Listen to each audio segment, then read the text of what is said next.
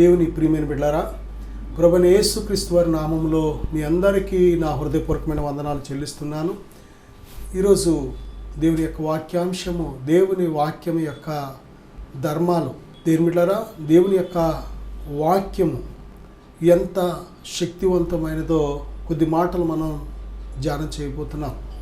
దేవుని వాక్యం ధ్యానించే ముందుగా చిన్న ప్రార్థన కూడా చేసుకుందాం.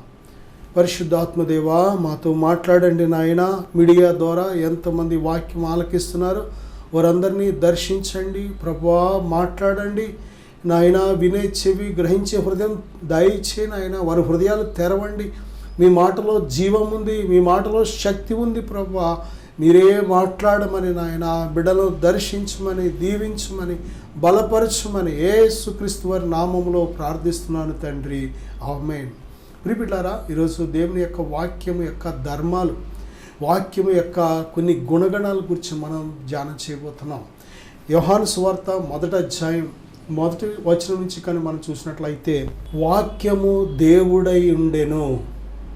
వాక్యము దేవుడై ఉండెను. దేవుడు వాక్యం.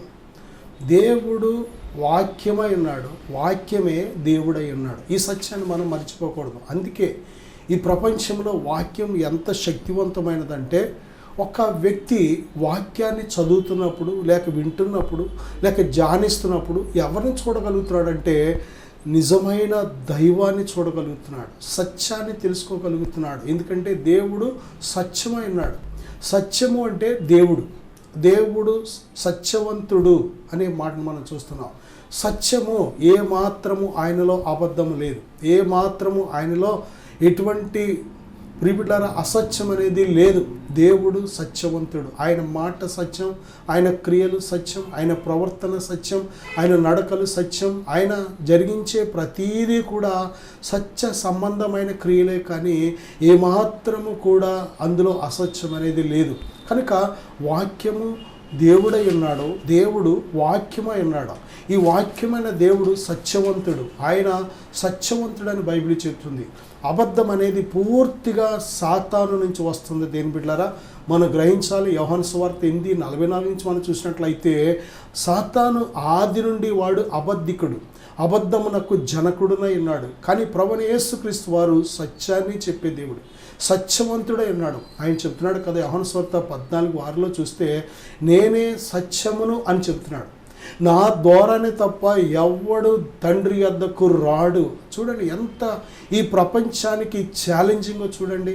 ఈ ప్రపంచం ప్రతి ఒక్కరు కూడా ఆలోచన చేయవలసిన ఒక సత్యం ఏమిటంటే, యేసే పరలోకపు తండ్రి వద్దకు మనలను చేర్చే సత్యం అయితే మిగిలినదంతా కూడా అసత్యం. ప్రియబిడ్డలారా, ఏంటి మన పరిస్థితి?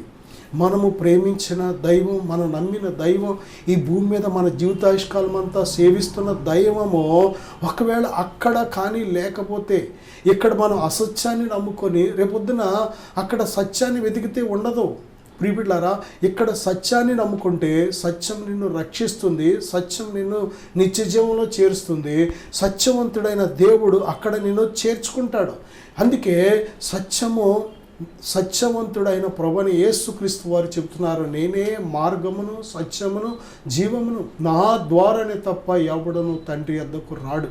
ప్రియబిడ్డ, ఒక్కసారి ఆలోచన చేద్దాం. సత్యము నువ్వు తెలుసుకుంటే, వాక్యమే సత్యం. వాక్యమైన సత్యం మనను ప్రతి పాపము బంధకాల నుంచి స్వతంత్రులుగా చేస్తుంది, విడిపిస్తుంది. ప్రియబిడ్డలారా, ఈరోజు చాలామంది పాపపు బంధకాల నుంచి బయటికి రాకపోవడానికి కారణం ఏంటంటే, వాక్యమైన సత్యం వారు తెలియక, వాక్యమైన సత్యం వారికి తెలియక, వారి హృదయాలకు గ్రహించక, వారి చెవులకు వినక.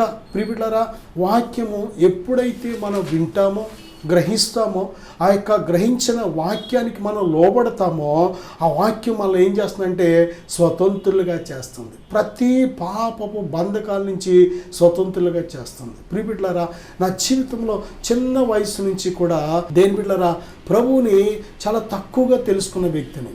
ప్రభువుని గురించి ఆ వాక్యం అప్పుడప్పుడు అక్కడక్కడ చదువుతూ వస్తున్నప్పుడు ఏ వాక్యం ఎంతవరకు చదివానో, ఎంతవరకు గ్రహించి ఆ వాక్యానికి లోబడ్డానో అంతవరకే నేను స్వతంత్రుడిగా అయ్యాను. కానీ వాక్యాన్ని పూర్తిగా మనం ధ్యానించినప్పుడు, వాక్యాన్ని పూర్తిగా మనం తెలుసుకుంటున్నప్పుడు పూర్తి స్వతంత్రత అనేది, పూర్తి విడుదల అనేది మనకు వస్తుంది. ప్రియపిల్లారా, వాక్యం అనేది ఆత్మ ఖడ్గం. అంటే ఆత్మ వాక్యము ఒక్కటే. పరిశుద్ధాత్ముడు వాక్యమై ఉన్నాడు. యేసుక్రీస్తు ప్రభువారు వాక్యమై ఉన్నాడు. ప్రియపిల్లారా, తండ్రి అయిన దేవుడు వాక్యమై ఉన్నాడు. ప్రియబిడ్డ, త్రియేక దేవుడు ఆత్మ అదే సమయంలో వాక్యమై ఉన్నాడు. వాక్యానికి విరోధంగా పరిశుద్ధాత్ముడు పనిచేయరు. వాక్యానికి విరోధంగా త్రియేక దేవుడు పనిచేయరు. ఆ యొక్క వాక్యము ఎలాగైతే ఉందో అలాగే పరిశుద్ధాత్ముడు సమస్తము కూడా క్రియ చేసే దేవుడిగా ఉన్నాడు. కాబట్టి మనం నేర్చుకోవాల్సిన గొప్ప సత్యం ఏమిటంటే, ప్రియబిడ్డలారా, దేవుడు ఆయన యొక్క ప్రత్యేకమైన ధర్మాలు కానీ మనం చూసినట్లయితే వాక్యము సత్యము అని బైబిల్ చెబుతుంది. 119వ కీర్తన 43వ వచనం, సామెతలు 22:20 కానీ, తిమోతి 2వ పత్రిక 2వ అధ్యాయం 15వ వచనం, కొరింథీ 2వ పత్రిక 6:7 కానీ, ఎఫెసీ 1:13, ప్రియబిడ్డలారా యాకోబు రాసిన పత్రిక 1:18 అనేక వచనాల్లో మనం చూడగలం ఆధారాలతో. అదేమిటంటే వాక్యము సత్యము. వాక్యము అంతా కూడా సత్యము. అందుకే మనం దేవుని వాక్యాన్ని మనం నమ్మవచ్చు, దేవుని వాక్యం మీద ఆధారపడవచ్చు, దేవుని వాక్యానికి పూర్తిగా విధేయులవ్వచ్చు.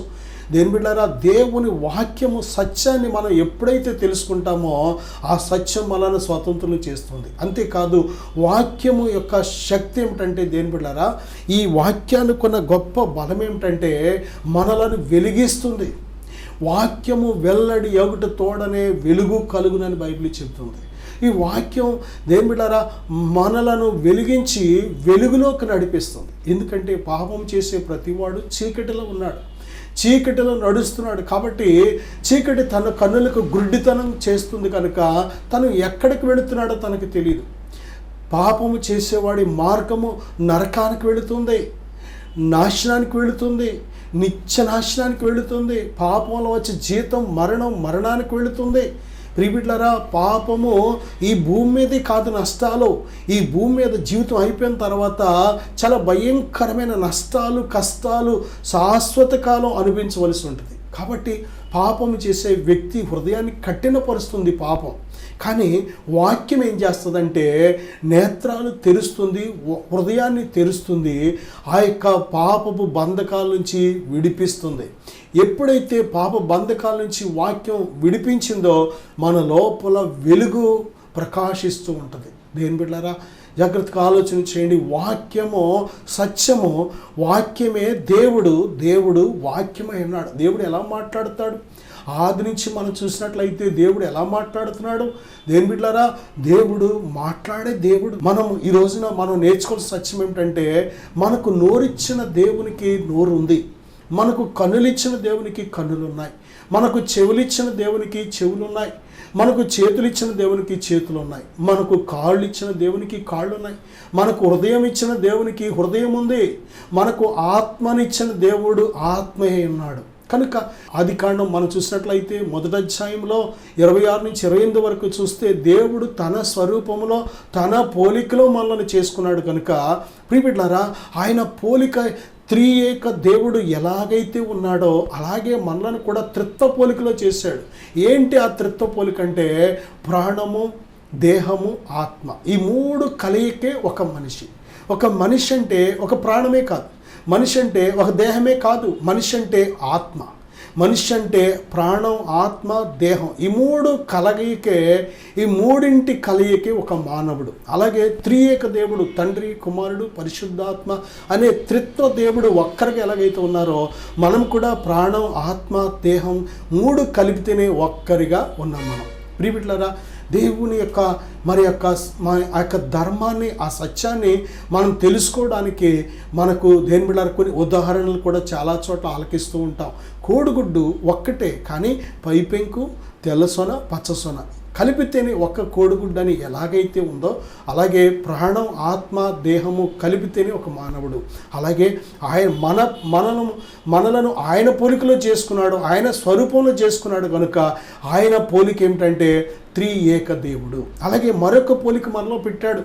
ఏంటి ఆ పోలిక అంటే, దేవుడు చూడగలడు, మనకు చూసే నేత్రాలు ఇచ్చాడు.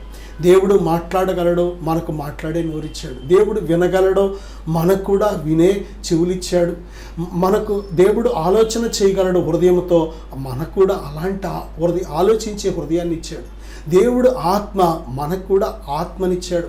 ఈ విధంగా ఆయన పోలికను ఈ విధంగా మనం చెప్పవచ్చు. దేని బిడ్డలారా, ఆయన మరొక పోలిక ఏమిటంటే ఆయన మరి సంపూర్ణమైన అధికారం కలిగిన దేవుడు. ఆయన భూమిని ఎలా చేయాలి, ఆయన ఎలాగనుకుంటే అలా చేస్తాడు. మనల్ని ఎలా చేయాలనుకున్నాడు అలా చేశాడు. ఆకాశం ఎలా చేయాలనుకున్నాడు అలా చేశాడు. అలాగే ఆకాశంలో ఉండే సమస్త నక్షత్రాలను ఎలా చేయాలనుకున్నాడు అలా చేశాడు. భూమి మీద ఉండే జీవరాశులను ఎలా చేయాలనుకున్నాడు అలా చేశాడు.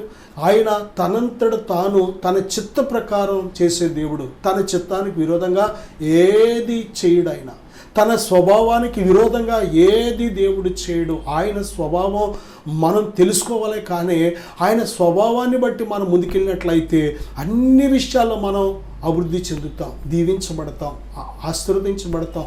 దేవుని అడిగే ప్రతీదీ పొందుకుంటాం. ఎందుకంటే ఆయన స్వభావానికి విరోధంగా ఆయన ఏది చేయడు కనుక ఆయన స్వభావం మనం కూడా ధరించుకోవాలి.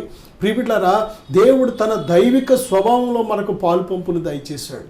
పరిశుద్ధాత్మను పొందుకుంటున్న వ్యక్తిలో ప్రేమ, సంతోషం, సమాధానం, దీర్ఘశాంతం, దయాళత్వం, మంచితనం, విశ్వాసము, సాత్వికము, ఆశానిగ్రహం అనే గొప్ప దైవిక స్వభావం అది. పరిశుద్ధాత్మను పొందుకుంటున్న ప్రతి వ్యక్తిలో దైవిక స్వభావం అని దేలుబడి చేస్తూ ఉంటుంది. దేవుని ఆత్మ ఫలాలు అంటే దైవిక స్వభావం. దేవుని స్వభావం ఎలాగుంటుందంటే ప్రేమ, సంతోషము, సమాధానము, దీర్ఘశాంతము, దయాళత్వము, మంచితనము, విశ్వాసము, ఆశానిగ్రహము, సాత్వికము. దేని బిడ్డలారా, దేవుడు ఆయన స్వభావానికి విరోధంగా ఏది చెయ్యడు. ప్రియబిడ్డలారా, మనలాంటి స్వభావం ఆయనది కాదు. మనలాంటి నరుడు కాదు ఆయన. మనలాగా రక్తమాంసాలు కలిగిన వాడు కాదు ఆయన. ప్రియబిడ్డలారా, మనకుండే రక్తమాంసాలు మన ఈ శరీర సంబంధమైన స్వభావము మనకుంటుంది, నరులకు ఉంటుంది. ద్వేషం, కోపం, అసూయ, పగ, కక్ష, అపకారాన్ని మనసులో పెట్టుకోవడం, గర్వం, అహంకారం, ఉద్రేకం, కోపం, ఇవన్నీ కూడా శరీర సంబంధమైన కార్యాలు, క్రియలు. కానీ దేని బిడ్డారా, దేవుని స్వభావము దయ చూపించే గుణం, ప్రేమ చూపించే గుణం, క్షమించే గుణం, చేర్చుకునే గుణం, దీర్ఘశాంతము కలిగిన గుణం అయింది, ఓర్చుకునే గుణం. దేని బిడ్డారా, తగ్గింపు కలిగిన గుణం. ఆయన ఉన్నతమైన స్వభావాలు మనకు కూడా దేవుడు ఇస్తున్నాడు. ఆయన దైవిక స్వభావంలో మనకు పాలుపంపులు దయచేస్తున్నాడు. నా సహోదరుడా, సహోదరి, దేవుని గురించి మనం తెలుసుకునే కొద్దీ కూడా మరి చాలా దీవించబడతాం. దేని బిడ్డలారా, ఆయన యొక్క ప్రత్యేకమైన ధర్మాల్లో, గుణగణాల్లో ఒకటి ఆయన సత్యమై ఉన్నాడు, సత్యవంతుడు. ఆయన వాక్యం అంతా కూడా సత్యము. దేని బిడ్డలారా, అందులో ఏ మాత్రము కూడా మరి అసత్యం అనేది లేదు. అందుకే మనం దేవుని వాక్యాన్ని మన పూర్ణ హృదయంతో నమ్మచ్చు, ఆయన మీద ఆనుకోవచ్చు. ఈ లోకంలో ఏ నరుడు చెప్పిన మాట అయినా సరే అందులో అసత్యం ఉంటుంది, అందులో అబద్ధం ఉంటుంది, అందులో మోసం ఉంటుంది, అందులో అజ్ఞానం ఉంటుంది, బుద్ధిహీనత ఉంటుంది. కానీ దేవుడు చెప్పిన ప్రతి మాట కూడా సత్య సంబంధమైన మాట. దేని బిడ్డలారా, ఆయన రెండవదిగా మనం చూస్తే ఆయన మాటలో కీర్తన 33:4 ఆయన వాక్యము యథార్థమైనది. దేవుడు యథార్థవంతుడు కనుక ఆయన నోట నుండి వచ్చిన ప్రతి మాట కూడా యథార్థమైనది. ఆయన ఆలోచనలు యథార్థమైనవి, ఆయన క్రియలు యథార్థమైనవి, ఆయన చేయనిదంతా కూడా యథార్థమైనది. నా సహోదరుడా, సహోదరి, అందుకే దేవుడు యథార్థవంతుడు కనుక ఆయన యథార్థవంతులకే ఆయనతో సహవాసం చేసే ధన్యత అవకాశం ఇస్తున్నాడు. దేని బిడ్డలారా, పాపులకు ఆయన దగ్గర చోట్లేదు, దుష్టులకు ఆయన దగ్గర చోట్లేదు, చెడుతనానికి ఆయన దగ్గర చోట్లేదు, భక్తిహీనులకు ఆయన దగ్గర చోట్లేదు. ఎవరికి చోటు అంటే యథార్థవంతులకు ఆయన దగ్గర చోటు. ఆయన యథార్థవంతుడు. మరొక గుణలక్ష్యాన్ని కను మనం చూసినట్లయితే యెషయా గ్రంథం 40:8 అలాగే కీర్తన 119:89 కూడా చూస్తే ఆయన వాక్యము ఆకాశమందు నిత్యము నిలకడగా ఉన్నది. ఆయన వాక్యము నిత్యము నిలిచును. నిత్యము నిలిచేది వాక్యం. ఎందుకు అంటే దేవుడు నిత్యుడు. No beginning no ending, alpha omega, ఆది అంతమునై ఉన్నాడు. Alpha omega, A to Z అనమాట. కాలం అంటే ఆయనే, కాలము అంటే ఆయనే. కాలం అనేది ఉందంటే ఆయనతోనే ప్రారంభమైంది, ఆయనతోనే ముగుస్తుంది. ప్రియబిడ్డలారా, కాలానికి ఒకవేళ మన యొక్క కాలానికి ప్రారంభము ముగింపు ఉంటుంది. మన కాలం, మన జీవితాయుష్కాలం అంటే ఎంతకాలం అంటే ఇక్కడ ఎంతకాలం బ్రతికాడు అని, జననము మరణము అనేది ఈ కాలాన్ని బట్టి మన జీవితాయుష్కాలాన్ని మనం గుర్తిస్తూ ఉంటాం. కానీ దేవుడు అలా కాదు. దేవుడు నిత్యుడు, ఆయన జీవాధిపతి, ఆయన నిత్యుడు. ఆయన పలానా దగ్గర నుంచి ఉన్నాడు, పలానా వరకు ఉంటాడో అలా కాదు. ఆ ధర్మం మనకి, ఆ ధర్మం, ఆ యొక్క ప్రారంభము ముగింపు అనే ఈ ధర్మం మనకి. కానీ దేవుడు నిత్యుడు. దేవుని బిడ్డలారా, ఆయన యుగ యుగాలలో తరతరాలలో దేవుడిగా ఉన్నాడు, ఆయన నిత్యుడుగా ఉన్నాడు. నా సహోదరుడా, సహోదరి, దేవుని యొక్క శక్తి తెలియక, దేవుని యొక్క ఆ యొక్క ధర్మము తెలియక మనము ఆయన్ని ఎలా చూస్తామంటే మనలాగే చూస్తాం. దేవుణ్ణి మనలాంటి వాడు అనుకుంటూ ఉంటాం. ఆయన మనలాంటి నరుడు కాదు. బైబిల్ చెప్తున్న ఇశ్రాయేలుకు ఆధారమైన వాడు నరుడు కాడు. మనలాగా పుట్టి చనిపోయేవాడైతే అస్సలు మనం ఆయన పూజించక్కర్లేదు, జ్ఞాపం చేసుకోక్కర్లేదు. నా జీవితంలో చాలామందితో వాదిస్తూ ఉండేవాడిని. యేసు ప్రభు అంత గొప్ప దేవుడు అయితే నాతో మాట్లాడమను అని చాలామందిని దూషిస్తూ, బెదిరిస్తూ, కొట్టడానికి వెళ్ళిపోతూ ఉండేవాడిని. ప్రియబిడ్డలారా, ఒకసారి అయితే ఒక సహోదరి దేవుని వాక్యాన్ని చెబుతుంటే ఆమెను బెదిరించేసి, అక్కడ ఒక బైబిల్ ఉంటే దాన్ని కాల్చేసి, కిరసనాలేసి కాల్చేసి నాతో మాట్లాడమను, నువ్వు ఇక యేసు గురించి నువ్వు చెప్పద్దు, చంపేస్తానని చాలా భయంకరంగా బెదిరించిన జీవితం నాది. యేసు సజీవుడు. మనమే కొద్ది కాలం ఉంటాం, తర్వాత ఉండం. ఒకప్పుడు లేం, ఈ లోకానికి రాకముందు లేం. మనం పుట్టిన తర్వాత, ఎదిగిన తర్వాత, నోరు బలము కండలు పెరిగిన తర్వాత మాట్లాడుతూ ఉంటాం అంతే. కానీ కొద్ది కాలం అయితే ఉండం మనం. యాకోబు రాసిన పత్రికలో బైబిల్ చెప్తుంది, మీరు కొంతసేపు కనబడి అంతలో మాయమైపో ఆవిరి వంటి వారు, ఆవిరిలాగా వెళ్ళిపోతాం. కానీ దేవుడు అలా కాదు. మనకంటే బలవంతులు వచ్చారు, వెళ్ళిపోయారు. మనకంటే జ్ఞానవంతులు వచ్చారు, వెళ్ళిపోయారు. మనకంటే ఎంతో అంద సౌందర్యములు కలిగిన వారు వచ్చారు, వెళ్ళిపోయారు. ఎన్నో మాటలు మాట్లాడారు దేవునికి విరోధంగా. కానీ అందరూ వెళ్ళిపోయిన వాళ్ళే. స్థిరముగా ఉండేవాడు ఒక్కడు కూడా లేడు. కొంతసేపు కనబడి అంతలో మాయమైపోయి వాళ్ళం మనం. దేవుడు నిత్యుడు, ఆది అంతము లేదు ఆయనకి. ఆయన వాక్యము కూడా నిత్యము నిలిచేది. ఆకాశమందు ఆయన వాక్యము నిత్యము నిలుచునని బైబిల్ చెప్తుంది. వాక్యమైన దేవుడు. వాక్యం అంటే ఆ యొక్క తెల్ల పేపర్ల మీద నల్ల అక్షరాలే కాదు. ప్రియబిడ్డలారా, వాక్యం అంటే మన యొక్క ఫోన్లోనో, ట్యాబ్లోనో, కంప్యూటర్లోనో కొన్ని అక్షరాలు పెట్టుకుంటాం చూసారా, అవి కాదు. వాక్యం అంటే ఉన్నవాడు, అనువాడు. ప్రియబిడ్డలారా, ప్రభువైన యేసుక్రీస్తు వారి శరీరధారిగా భూమి మీద ఆయన ఎప్పుడైతే బాప్తీసం తీసుకొని నీటిలోంచి బయటకు వచ్చారో, వాక్యమైన దేవుడు, ఆకాశమందు నిత్యుడు ఉన్న దేవుడు మాట్లాడుతున్నాడు. ఏమని తెలుసా? ఇదిగో ఈయన నా ప్రియ కుమారుడు, ఈయన యందు నేను ఆనందించుచున్నాను. నిజమే దేవుని బిడ్డలారా. అదే సమయంలో పరిశుద్ధాత్ముడు పావురం వలె వచ్చారు. ఆ త్రిత్వ దేవుడు ఒక్కచోట మనం ముగ్గురిని చూడగలం 3 రూపాల్లో. ప్రియబిడ్డలారా, వాక్యము అయిన దేవుడు మాట్లాడే దేవుడు. ఈ కడవరి దినాల్లో ఆయన వాక్యము ద్వారా, ఆయన కుమారుడైన మన ప్రభువైన యేసుక్రీస్తు వారి ద్వారా దేవుడు మనతో మాట్లాడుతున్నాడు. దేవుడు కళల ద్వారా మాట్లాడతాడు, దర్శనాల ద్వారా మాట్లాడతాడు, పరిస్థితుల ద్వారా మాట్లాడతాడు, ప్రకృతి ద్వారా మాట్లాడతాడు, మనుషుల ద్వారా మనుషులతో మాట్లాడతాడు, వాక్యము ద్వారా మాట్లాడతాడు. దేవుని బిడ్డలారా, అనేక విధాలుగా దేవుడు మాట్లాడుతూ ఉంటాడు. కానీ మనం గ్రహించాం. ఆయన ఎవరికి దూరంగా ఉండే దేవుడు కాదు, అందరికీ సమీపంగా ఉన్న దేవుడు ఆయన. మనము దేవుని బిడ్డలారా అనుకుంటూ ఉంటాం, ఆయన ఎక్కడో ఉంటాడో, మనకు కనబడ్డేమో అనుకుంటూ ఉంటాం. కానీ దేవుడు మన మానవ నేత్రాలకు, ఈ మట్టి నేత్రాలకు అగోచరుడు.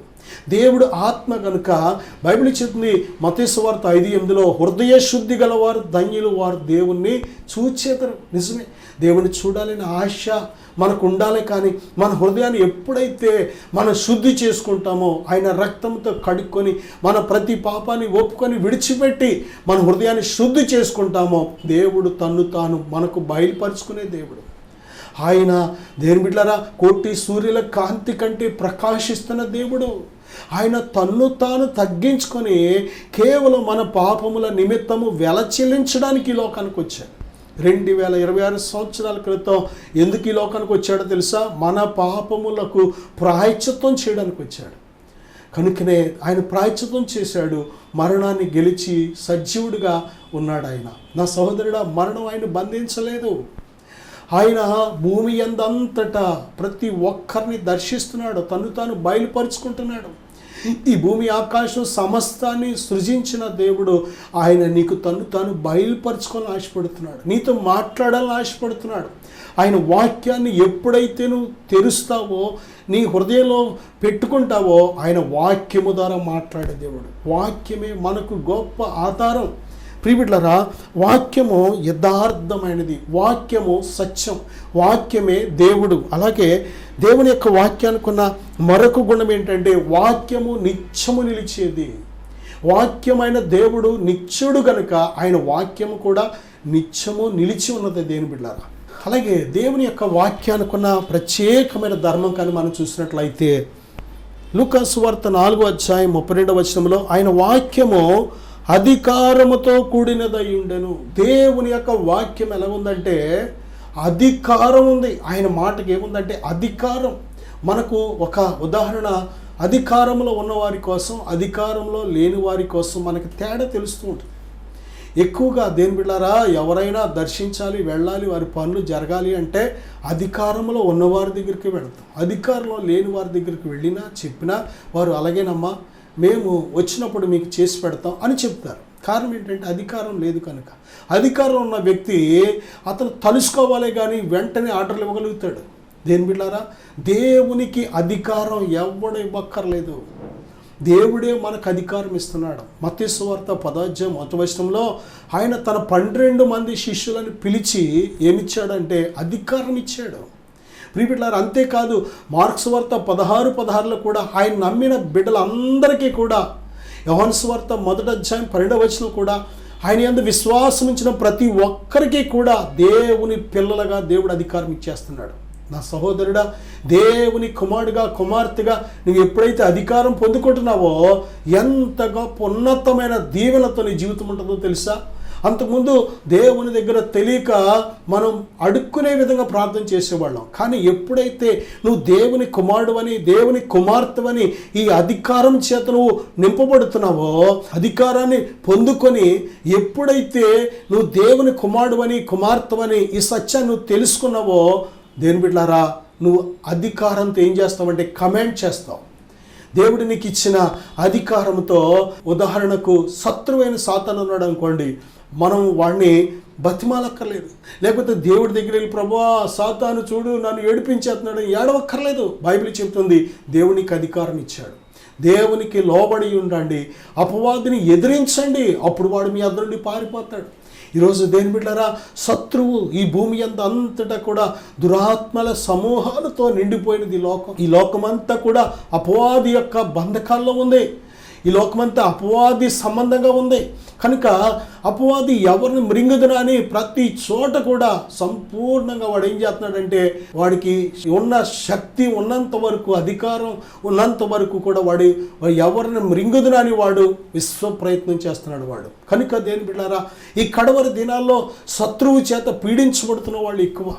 శత్రువు అనేక రకాలుగా అనారోగ్యాల ద్వారా కానీ, లేకపోతే నెమ్మది లేకుండా చేయడం కానీ, పాపాల్లో బంధించడం కానీ, కుటుంబాలు మొక్కలు చేయడం కానీ, ఆత్మహత్యల ద్వారా కానీ, హత్యల ద్వారా కానీ, మోసం ద్వారా కానీ ఎంతమందిని వాడు టార్చర్ పెడుతున్నాడు, ఎంతమందిని పాడు చేస్తున్నాడో, నాశనం చేస్తున్నాడు. కానీ నువ్వు ఎప్పుడైతే దేని బిడ్డ నువ్వు దేవుని యందు విశ్వాసం ఉంచి ఆయన పంపిన తన అద్వితీయ కుమారుడైన ప్రభువైన యేసుక్రీస్తు నందు ఎప్పుడైతే విశ్వాసం ఉంచుతున్నావో దేవుడు తన కుమారుడుగా కుమార్తెగా దేవునికి అధికారం ఇస్తున్నాడు.